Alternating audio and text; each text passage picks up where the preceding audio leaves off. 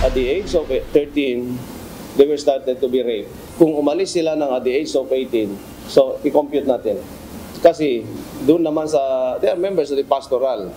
Dalawa pala ang pastoral, isang pastoral of the innermost circle and pastoral of the inner circle only.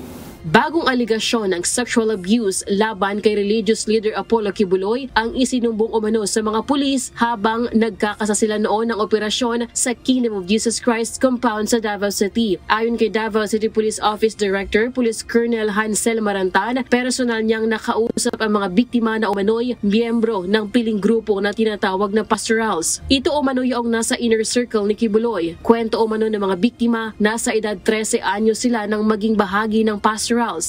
There's a foundation offering them for a free education. So even their mothers, they brought their children.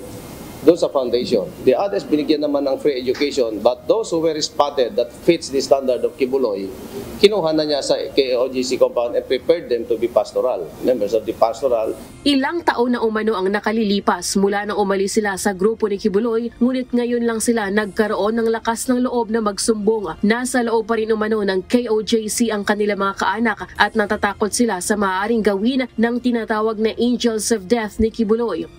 If there's a violation, halimbawa sinabi mo na you were sexually molested by Kibuloy, papasok na yung angel to get even with you. To get even means papatayin ka at pati yung mga genes line mo, mga magulang mo, mga kapatid mo.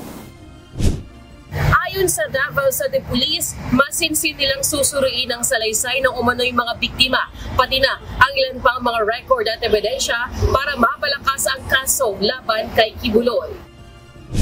Iniimbestigahan din nila kung may kinalaman sa mga nagpakilalang pastorals at mga inner circle umano ng leader ang mga silid na sinasabing nakapalibot sa kwartong ginagamit umano ni Kibuloy na nakita ng mga pulis. Ayon naman sa abogado ng KOJC na si Attorney Israelito Torreon, wala pa silang malinaw na impormasyon tungkol sa sinasabing pastorals na lumutang umano sa pulisya. Umapila rin siya sa mga kinauukulan na iwasan ang mga espekulasyon at mag-ingat sa mga impormasyong inihahayag sa publiko tungkol sa kaso ni Kibuloy. Sina Kibuloy at 4 iba pa ay nahaharap sa kasong child at sexual abuse at human trafficking. Nakatakda na silang basahan ng sakdal sa korte sa Pasig at sa Quezon City sa Biyernes. Lelaine Moreno, UNTV News and Rescue. Diyos ang aming sandigan, serbisyo publiko ang aming pinahahalagahan.